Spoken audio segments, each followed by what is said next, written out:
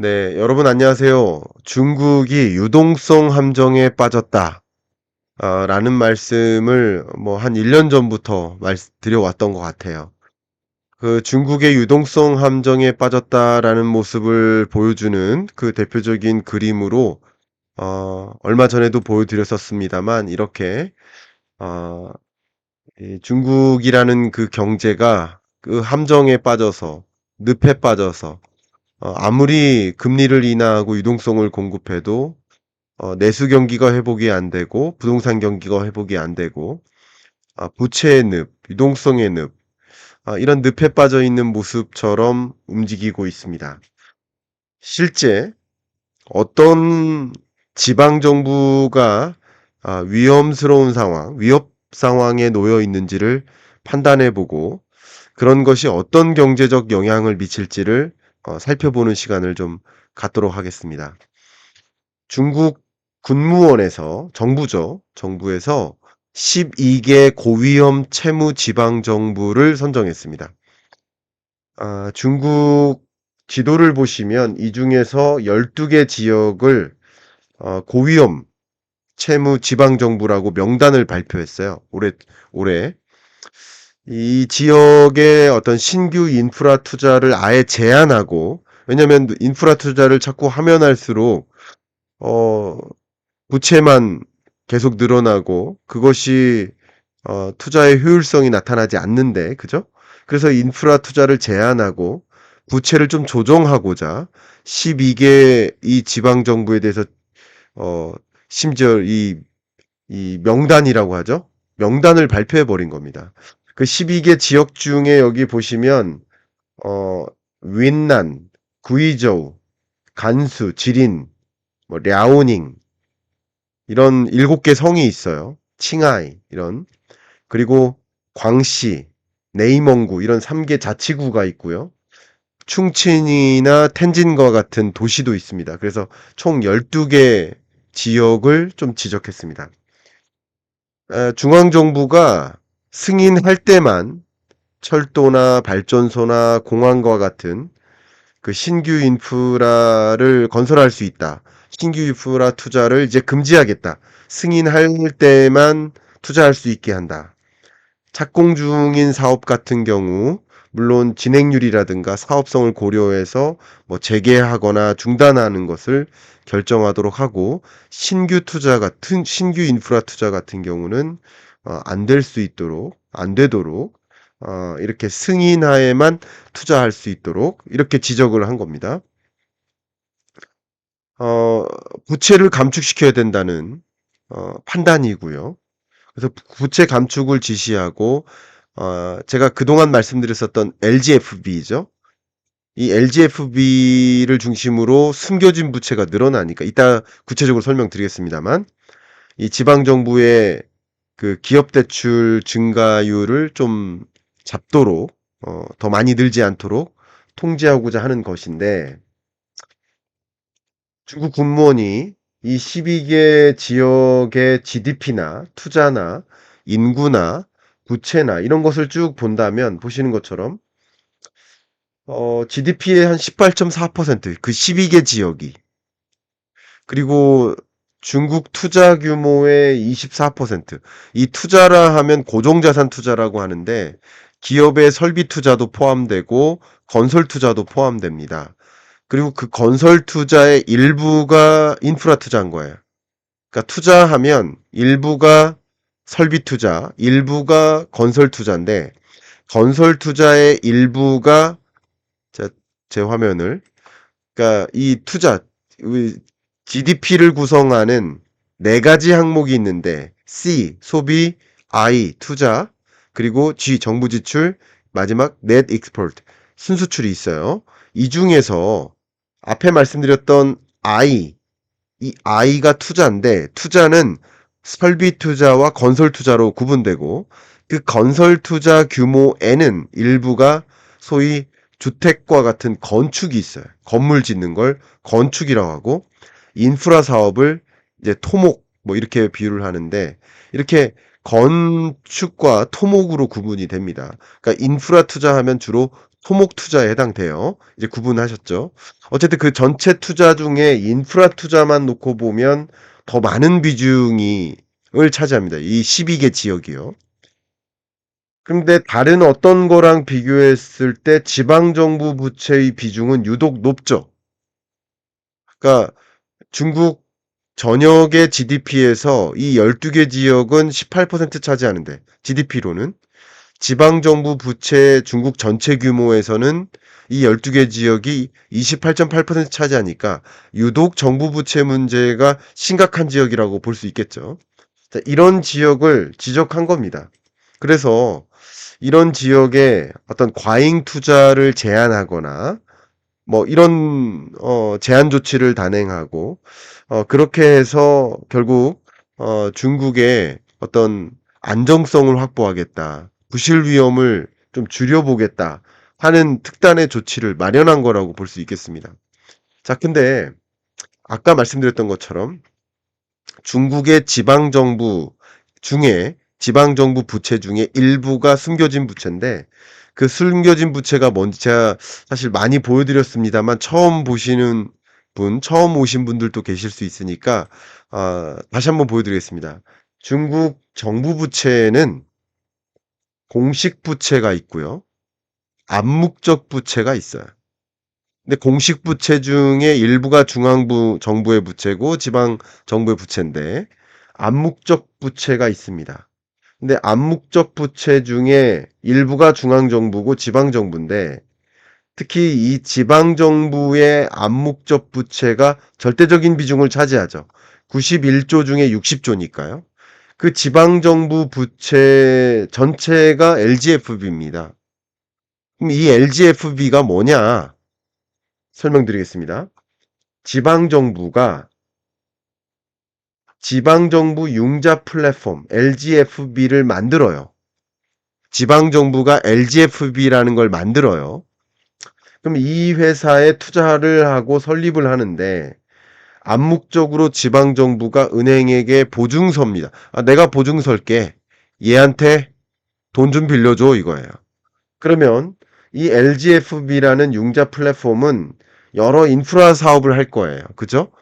철도도 짓고, 다리도 짓고, 그죠? 도로도 건설하고, 자금을 투입하고 그 수익을 환수할 경우 다시 돈을 갚는 거예요, 은행한테.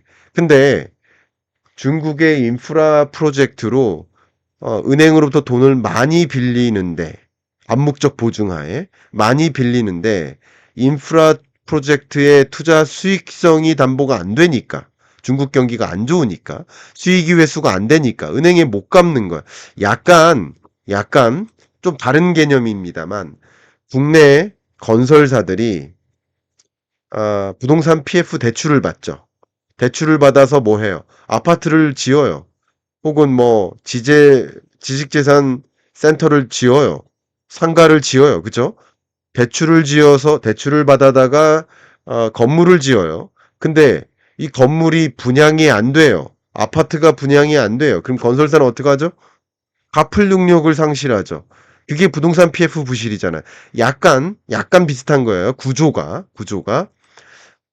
지방 정부가 보증을 서고 대출을 해줘라 압박을 가해가지고 이 LGFB를 가지고 인프라 사업을 하는데 수익성이 회수가 안 되니까 갚을 능력이 떨어지는 거죠. 근데 지금 GDP 대비 정부 부채, 이 재정 적자 비율을 보면 정부 부채가 계속 쌓이고 이렇습니다. 정부 부채가 계속 쌓이고 있습니다. 그러니까 이 숨겨진 부채, LGFB 문제를 해결을 해야만 하는 상황이라고 볼 수 있겠죠. 중국 입장에서는. 그런 상황에 놓인 것이다. 그런데 이제 그런 것을 해결하기 위해서 아까 말씀드렸던 12개 지방정부에 대해서 통제를 하려고 하는데, 그 통제를 하게 된 배경은 무엇이고, 통제를 했을 때 어떤 영향이 있을지를 좀 판단해야 되겠죠? 그걸 보도록 하겠습니다. 일단 기본적으로 12개 지역의 수입과 지출을 볼게요. 도시마다 지자체의 수입이 있고 그 지자체의 지출이 있는데 수입이 많아요, 지출이 많아요. 보시는 것처럼 지출이 훨씬 많죠. 지출이 계속 많은 거예요. 그러니까 이게 뭔 거예요? 지방 정부 부채가 쌓이는 거죠.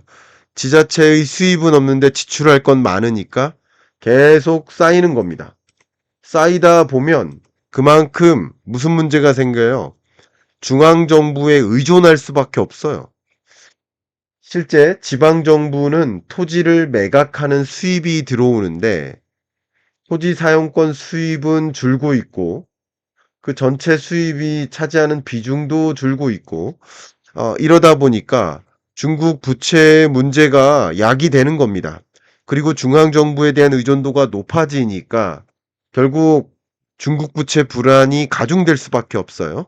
자, 그런데 보시는 것처럼 기업 부채 문제도 뭐 최근 문제가 되고 있고 가계부채 문제도 문제가 되고 있는 건 사실이지만 최근 2020년부터 24년 동안 유독 증가세가 높은 게 뭐예요? 정부 부채, 뭐 기업 부채, 가계 부채 다 문제라고 할 수 있겠지만 유독 문제인 게 누구예요? 정부 부채인 거예요. 3대 경제 주체 중에서 정부 부채 문제가 가장 심각해. GDP 대비 정부 부채 비율이 가장 빠르게 상승하고 있다라는 것을 본다면 근데 한번 생각해 보세요. 우리나라 GDP 증가율이 2% 수준인데 중국은 그래도 5%잖아요. 근데 GDP 증가하는 속도보다 가계부채 증가하는 속도가 훨씬 빠르니까 이게 늘어나는 거 아니겠습니까? 굉장히 빠른 속도로 중국의 부채가 늘어나고 있다. 이렇게 보시면 좋아요. 이게 안 늘어나고 정체되고 있다. 예를 들어서 GDP 대비 비율이 70, 70, 70, 70이라고 해도 분모, GDP가 계속 5%씩 증가하고 있으니 이 정부 부채도 계속 증가하고 있는 거예요. 같은 비중으로. 그죠? 같은 속도로. 근데 그런데도 GDP 규모가 빠르게 증가하는 5% 정도 증가하는 나라에서 정부 부채가 차지하는 그 비율이 빠르게 올라간다는 얘기는 경제 규모의 증가 속도 5%보다 이 정부 부채의 증가 속도는 훨씬 더 빠르다라는 것을 보여줘요. 그러니까 굉장히 불안한 상황이라는 것을 강조하겠습니다. 최근 10년간 정부 부채가 보시면 24년인데 14년과 비교해 보면 38.1%였었어요. 근데 지금 85.5%로 2배 이상 확대됐습니다. 이게 IIF 제 자료입니다. 근데 IMF에서 최근에 중국 정부 부채 비율이 22년에 GDP 대비 77%인데 이때 앞으로 29년 정도 되면 110%까지 증가할 것이다라고 경고하고 있습니다. 중국 부채 문제가 불안한 상황인 거 맞아요. 그런데 특히 12개 지역의 부채 규모, 앞에 말씀드렸던 12개 지역의 부채 규모, 그 정부 부채 규모도 빠르게 증가하고 있고, 이 12개 지역의 정부 부채 규모가, 지방정부 부채 규모가 GDP에서 차지하는 비중도 빠르게 늘어나고 있다. 라는 것을 보면, 12개 지역의 어떤 위중함을 우리는 좀 간파할 수 있죠. 다만, 최근 어쨌든 24년 초부터 12개 지역을 지정하고 이 12개 지역만큼은 특히 추가적인 인프라 투자하지 마라. 정부 부채 감축하라. 라고 정부가 통제하기 시작하면서 부채 규모의 증가 속도는 좀 주춤해졌어요. 그리고 LGFB에서 순발행하는 그 채권의 규모나 그 금리 수준을 보면 이제 줄어들기 시작했어요. 그런 면에서 그래도 정부가 통제하다 보니까 통제의 범위 안에서 중국 상황이 좀 나아지는구나. 그래서 정확히 말씀드리면 중국 부채 불안이라는 문제가 해소된 건 아닙니다. 아직도 위협적이에요. 그러나 부채 불안의 정점은 지나가고 있습니다.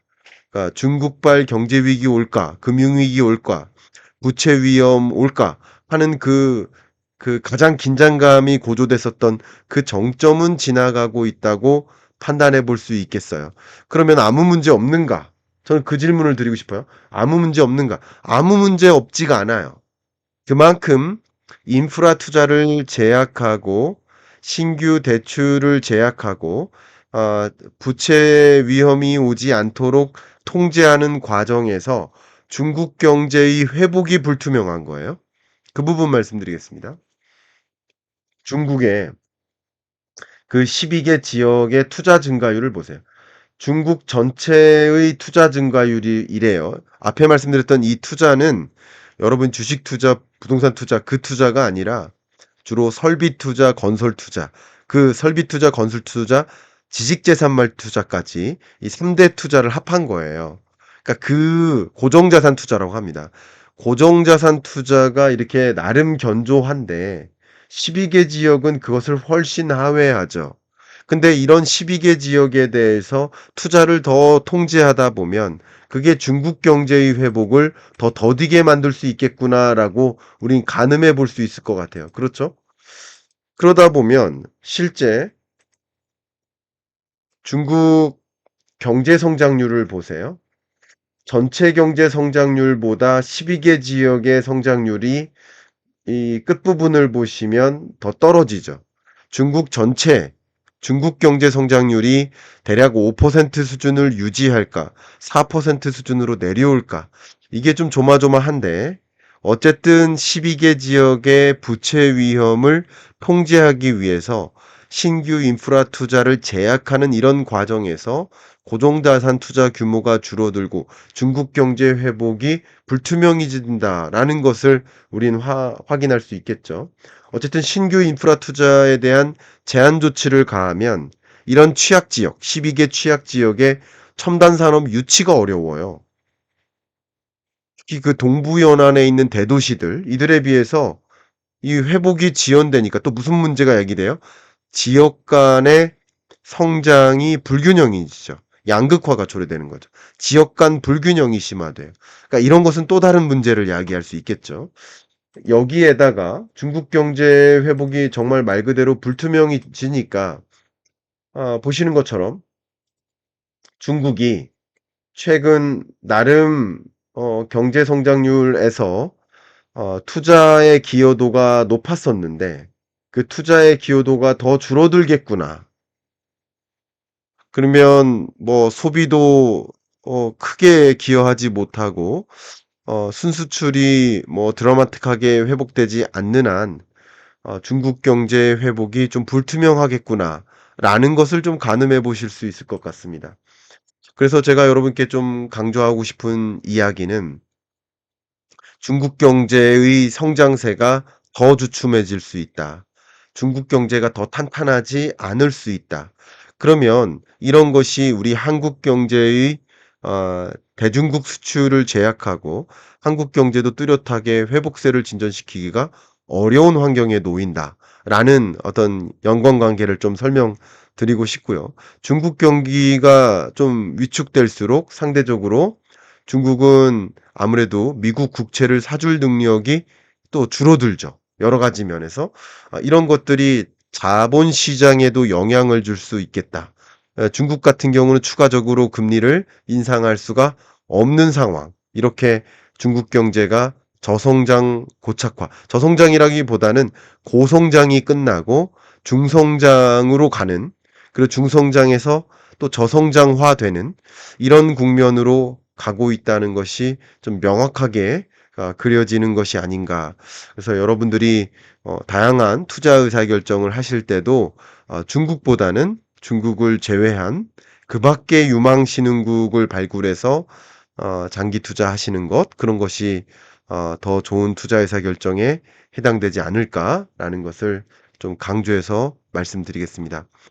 녹화를 위해서 말씀을 좀 드린다면 제가 2025년 경제전망서 피벗의 시대 2025년 경제전망 이 책이 지금 예약 발매를 시작했습니다. 아마 여러분들은 한 26일 정도 받아보실 수 있을 거라고 생각이 되는데요. 28일 정도 콘서트 때 여러분이 참석하셔서 실제 25년 경제 무엇이 위협이고 무엇이 기회인지, 나는 어떤 의사결정을 내려야 될지 한 2시간 정도 조망해 보는 그런 시간을 가져보시면 어떨까? 그런 시간 이후에 한 분 한 분께 책에 또 사인해 드리는 그런 북콘서트를 개최할 테니까 관심 있으신 분들은 고정 댓글을 참조해 주시길 바라겠습니다. 자, 이상 마무리하겠습니다.